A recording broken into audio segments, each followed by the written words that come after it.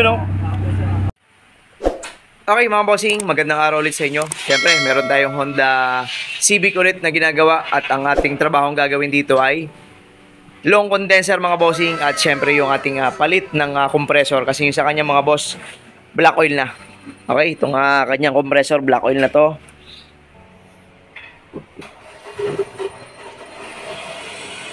Sobrang black oil.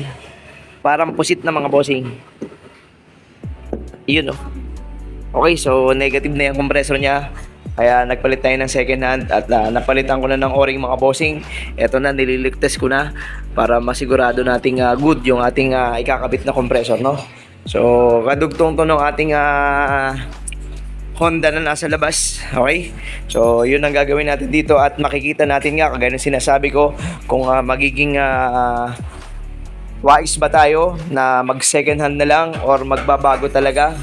Okay, so depende po yan sa mga surplus na pwedeng makuha at may kabit, no? So kung halimbawa marunong namang tumingin ng surplus, wala namang issue kay second hand, no? Pwedeng makatipid, pero ang problema nga lang mga bossing, kung sakaling sablay yung second hand, yun ang kalaban, no? Okay, so dalawang pan ang ilalagay natin dito, pinakamahabang condenser na ang kinabit natin dito. Kasi nakita na natin doon sa ating kulay pula kung anong reading ang meron pag halimbawa hindi nagpalit ng condenser, lalong-lalo na bago ang compressor, no? O abangan natin to mga bossing kung anong makukuha nating lamig dito sa ating Honda na to. Evaporator nito mga boss dahil bago pa, hindi naman bago. Pero dahil bago pa, kasi nung nakuha daw ng may-ari, pinapalitan daw to. Pero yun nga lang, serpentine yan mga bossing. So hindi na rin muna natin papapalitan yan kasi yung ating pula naman na yan, serpentine pero good naman yung lamig. Ang problema nga lang yung high side, no? So, itong ating ito, long condenser, surplus compressor, siyempre valve saka dryer, at dalawang pan sa harapan, no? O, mamaya, tingnan natin kung anong magiging resulta ng ating lamig na makukuha dito. Okay? So, yun lang naman. Yun lang naman ang ginagawa natin dito sa ating shop. Dalawang Honda. At pinabracket na ng ating kasama yung ating pan, no? So mga kapal, ito, sulit mga bossing. Yung ating mga ginagamit na bracket. Kahit ipamalo mo to, sigurado. Patay ang papaluin mo dyan. Ganun kakapal yung ating bracket, no? So kaya mga bossing, pag minsan, no? Kung bakit tayo nagkakaroon ng medyo ibang singil kumpara sa mga nagpapalit ng mga long condenser, tayo dito kasi habang tumatagal ini-encounter natin yung mga condenser na yan, so ina-upgrade na rin namin pati yung mga bracket natin kasi gusto nating mas habang nakakagawa tayo ng panibago, ginagawa na natin yung mas maganda pa, no? So yung mga version natin ng mga nauna na okay naman, hindi tayo nananatili sa ganun mga bossing. Hangga't maaari, kagaya no, kung 23 yung haba, ginagawa pa natin 26 sa ngayon. So dinadagdagan na natin dahil lahat pinag-aaralan pa rin naman natin habang gumagawa tayo. Kaya kung nakaka-encounter tayo ng pwede pa na mas madadagdagan pa, mas malaki, doon tayo. Yung bracket kung manipis, ginagawa natin mas makapal pa. So basta tayo dito hangga't maaari pataas, hindi pa baba, no? Okay, so abangan na lang natin itong mga bossing, no? Oy, shoutout kay Toto, mga bossing, no? Ayan, no? Extra natin siya. Ito yung ating barbero doon sa ating barbershop sa kabila. Malakad-lakad, wala siyang pangbili ng ham sa Pasko, mga boss. Walang customer. Ayan. Okay, mamaya tingnan natin kung anong lamig makukuha natin dito. Mga bossing, lahat ng linya pinatanggal natin, no, para mapalitan natin ng mga o-ring, yung mga dugtungan, tas yung may mga corrosion, pinapagrind natin doon sa ating kasama. Yun, no? Shoutout kay Boss Amil, batang tanggol, meron pang sa gilid mga boss, bagong ahit. Grabe na mga to. Okay, so pan, ayan na, may butas na. Dito ba yan, tol? Uy, grabe. Yun, no, mga bossing.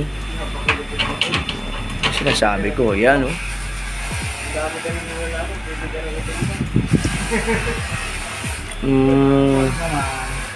Ano kaya yung ano? Pero sa ibabaw. Anong saan mo siya itututok?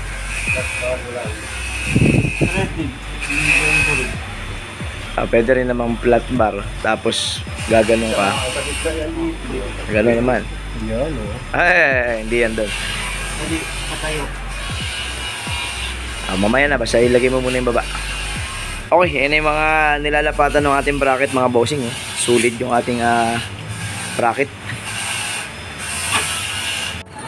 O, yan na yung ating mga linya mga bossing. Nandito na lahat. Discharge, suction. Okay. Mahaba, papuntang evaporator. Yan na. Pinapalinis na natin yan. Mga bossing, okay na. Nakatap na yung ating condenser fan. Sugod na, may wiring na. Okay, kahit pa paano naman, nagamit na natin yung ating wire insulation. Nilagyan na natin yan para medyo maganda ang latag. Andito yung dalawang relay natin mga bossing. Denso yan. Kita ba? Uy, denso. Okay. Ayan na yan. Okay, so magbabacuum na tayo ngayon para maludan na natin ang Freon. So mga boss, titingnan natin kung anong reading meron dito, no? Surplus compressor, long condenser, hindi laminated evaporator, no? So tingnan natin yung ganitong setup. So medyo inano natin yung evaporator dahil sayang naman, no? Yung isang pula, maganda naman ang response sa serpentine na evaporator. So hindi tayo naglaminated doon. Ang hindi lang natin talaga gusto yung high side. So tingnan natin mamaya kung ganun din ba yung high side nung ating makukuha dito. Okay mga boss, eto na. Nakapag-load na tayo ng Freon. Okay, mga sinasabi ko mga bossing. 25 low side, high side natin walang 200. Mga nasa 180. Kita ba? Kita ba? Okay, hindi naman gumagalaw, hindi naman pumapalag. So very good naman. Hindi kamukha nung ating isang kanina na talagang malakas yung palag, no? Kahit sabihin natin mga bossing na yung lagayan natin ng gauge, ayan o, nandun sa may compressor yung ating lagayan ng gauge, dapat hindi talaga siya magpapalag ng ganong kapalag, no? Kung meron man, konting-konti lang. Dahil talagang pagpasok pa lang ng condenser, nandun siya nakatap. Kung masikip ang condenser o kulang ang condenser, makikita mo magwa-wild talaga yun. Magkaiba po pagkalabas na ng condenser ang lagayan ng charging valve ng hotline. Pero yung pagpasok pa lang, talaga mainit po dyan. Tsaka kung magwa-wild, dapat hindi naman sobra. Konting-konti lang. Ito naman, hindi naman. Okay, yung nangyari pala dito sa kanya, tumigil tong isang pan na to. Yung main, hindi gumagana. Pero may dalawa naman tayo sa harapan. So, subukan na lang natin kung kakayanin niya kasi binabalik natin tong isang main. Ito eh. Baka dahil nakatagilid. May maingay kasi doon mga boss. Okay, gusto na sa pagalahin sana tong isang mga bossing, ano? Mas maganda sana kung gumagana pa rin pero sira. Makakatulong din sana siya. Pero yung ginawa natin kulay blue, dahil yung headers nagpalit sila, talagang tinanggal na yun nandito ang isa. Dito lang siya aasa sa dalawa na yan. Okay, obserbahan lang namin tapos tingnan natin kung mag-automatic. Pero nasa ano na 22. So dapat mag-automatic yan, baka mag-yelo. Tingnan natin lamig sa loob. Uy. Okay mga bossing, meron naman ng 9. Oh, yan ang lamig. So, aasa tayo dahil hindi pa nag-automatic, bababa pa dapat yan. No? Hindi ka mukha nung Honda natin kanina. Ilan ba yun? So, parang 7. Pero nag-automatic. So, tingnan natin to, baka hindi rin nag-automatic kaya pwedeng nasira din yung kanyang compressor. Walang adjustment mga bossing to. Heater kasi to eh. So, may sarili tong lamig na inaantay bago mag-automatic. Tingnan natin kung pagka bumaba pa saka mag-automatic, no? Obserbahan lang natin to. Tsaka wala na ring araw mga bossing. Alas 5 na. Okay, obserbahan namin to. Mga bossing, yung hindi gumaganang pan na isa, paganahin natin. Try natin, no? Tingnan natin kung mag-i-improve pa rin yung high side pagka gumagana yung isang pan, no? So kaya nasira talaga yung compressor niya. Sobrang black oil dahil dyan sa pagtigil din yung pan na yan. Sobrang high pressure. Kapitan muna natin panibagong pan.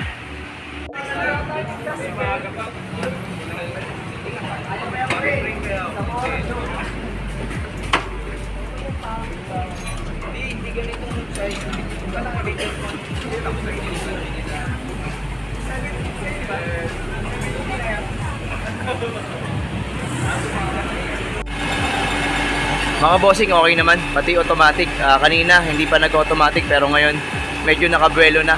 Medyo na aabot na niya yung lamig na gusto ng thermostat natin, no? Kaya nag-automatic na rin siya. Yan na, nakabukas yung pinturo. Okay mga bossing, nag-automatic naman. Ayun, gumagana na. Okay, very good naman. Yun nga lang, medyo gabi na mga boss. Hindi na tayo makakapag-tasting ng mas maganda. Pero doon sa nakuha niyang reading, okay naman. Very good naman siya. Yun lang mga boss, no? So hindi talaga pwede na maliit yung condenser. Kailangan talaga hanggat maaari mas malaki na yung condenser na ikakabit natin sa mga ganitong ating unit o kaya mga ganitong modelo. Kasi yung sa pula natin, puro bago yun. Pero doon sa high side tayo nagkaroon ng hindi komportable. Ayan o, off na naman siya. You know. Okay, ayos. Okay mga bossing, natapos rin kami. Medyo late na. So, ang gagawin na lang natin, paobserbahan na lang natin kay... Siyempre, shoutout kay Boss Rap. Tama? Ayun, saka mga bossing, instructor si Boss Rap sa Anytime Fitness. Tama? Ng P. Tuason. Ayun mga boss, baka malapit kayo dyan sa Cubao ba yan, boss? Project 4? Ayun mga bossing, baka malapit kayo kay Boss Rap, magpaturo na kayo yung gustong lumaki ang katawan dyan. So punta lang kayo doon sa P. Tuason Anytime Fitness. Okay, ayun Boss Rap, salamat na marami Okay, ganito, obserbahan mo tapos balitaan mo kami. Yun naman lagi ang ginagawa natin pag gumagawa tayo. Kaya bukas kung may araw, testingin mo tapos update mo kami. Okay? Ayun shoutout kay Boss Rap. Thank you boss. Pagawa na kayo dito sa RCS. RCS Subok. Yun salamat bossing. Salamat. So yun na, syempre aalagaan natin tong ating mga kliyente kaya gusto natin lagi magpa-update sa kanila. Lahat naman yung mga bossing, ginagawa naman natin yan, no? Okay, yun lang mga boss. Syempre gabi na, magpapahinga na rin kami. At ingat lagi mga bossing at God bless sa ating lahat. You know.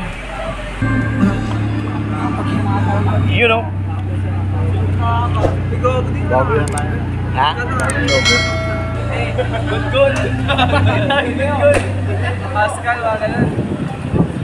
Automatic.